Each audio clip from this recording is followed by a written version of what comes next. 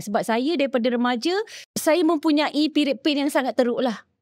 Saya mempunyai senggugut yang sangat-sangat teruk yang saya rasa macam mungkin dia memberi orang kata petanda yang maybe on my internal ni dia tak berapa okey lah. Pengalaman TTC saya ni ialah bermula daripada tahun pertama berkahwin lah. Saya berkahwin pada tahun 2013. Okay, 2013 tu ketika tu usia saya dah 33, 34 gitu. So perjalanan saya berumah tangga yang pada usia yang tua tu, saya sedar bahawa yang kalau saya nak ada anak, saya perlu segeralah. Kerana saya faham yang hormonnya, masalah-masalah perempuan yang dalamannya itu dia tak lama. Dia tak berlangsung sampai 50 tahun ke 60 tahun. Okay? Umur kita ni kita ada expired date dia. Betul. I mean saya percaya benda tu dan benda tu adalah fitrahnya sebagai seorang wanita. Jadi saya berkahwin pada tahun 2013. 2014 sebab saya rasa saya nak jadi ibu. Saya tak tahu orang lain tapi saya bercita-cita kalau saya berkahwin nanti saya nak menjadi seorang ibu. Sekurang-kurangnya seorang anak. Sekurang-kurangnya lah.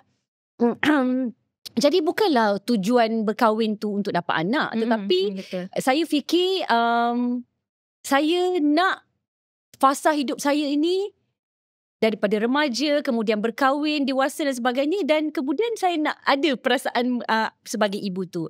Tetapi saya sedar yang ketika umur saya dah lanjut tu, saya kena cakap dengan husband saya, kena segeralah. Kita kena lakukan segera. So 2014, setahun selepas saya berkahwin tu, saya rasa macam kenapa tak dapat secara naturalnya. Langsung tak ada orang kata petunjuk yang akan ada proses mengandung dan sebagainya. Saya rasa macam pelik juga ni. Saya pergi check. Sebab saya daripada remaja, saya mempunyai period pain yang sangat teruk lah.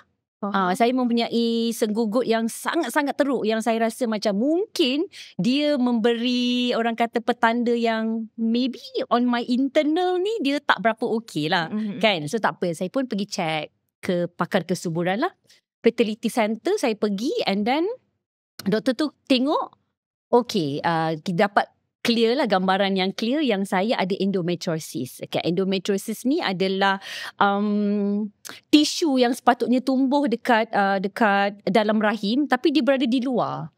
Jadi dia membentuk cyst. Kan dia membentuk cyst dan dia membentuk fibroid juga. So problem saya ada beberapa diameter fibroid yang sangat besar dan juga cyst. Dua-dua ada. So doktor kata kalau misalnya ini mengganggu proses awak untuk hamil. Betul. Obviously dia kata. Jadi nak tak nak dia kata kita kena remove lah.